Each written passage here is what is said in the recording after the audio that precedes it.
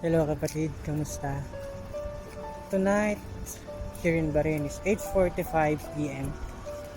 At ang ganda lang na nakakakita ka ng isang Bible verse sa mismong screen mo.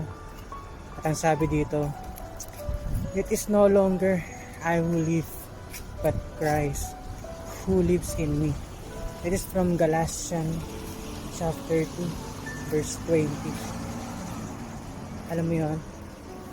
Nasa lugar ka o nasa bansa ka ng mapapaligiran ka ng mga kapatid nating Muslim, palibot yung mga mosque, but then you realize na habang naglalakad ka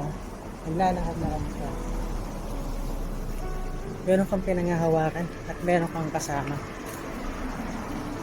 mo ang Panginoong Jesucristo. Siya ang nabubuhay ngayon sa'yo. Ayan ay isa sa pinakamagandang mangyayari sa'yo. Alam mo na safe kang naglalakad. May mga kapatid tayong Muslim na inaanyayaan kanila na kilalanin yung kanilang pinaniniwalaan. Well, may paniniwala ang mga Islam. Alam naman nating iba sa paniniwala ng mga Kristiyano. But then, kapag sinabi mo na ang pinaniniwalaan mo ay ang Panginoong Jesucristo, hindi ka na nila kukulitin pa.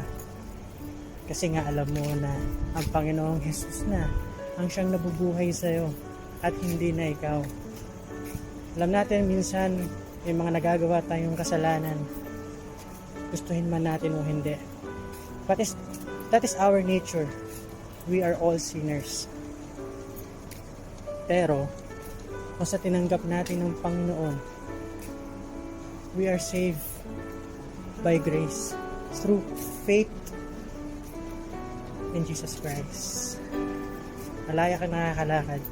Malaya mong magagawa yung gusto mong gawin. At masarap mabuhay kapag namumuhay sa iyo ang Panginoong Jesus. Yes, hindi naman tayo perfecto. Nakakatakot din maging self-righteous. Pero ang sarap mabalutan ng righteousness ng Panginoong Jesus. Kaya kapatid, nasaan ka man ngayon, pero ka mang mga pinagdadaanan ngayon, o nasa lugar ka man, kagaya nito, lagi mong tatandaan na kasama mo ang Panginoong Jesucristo saan ka man pumunta at saan ka man naroon. Amen.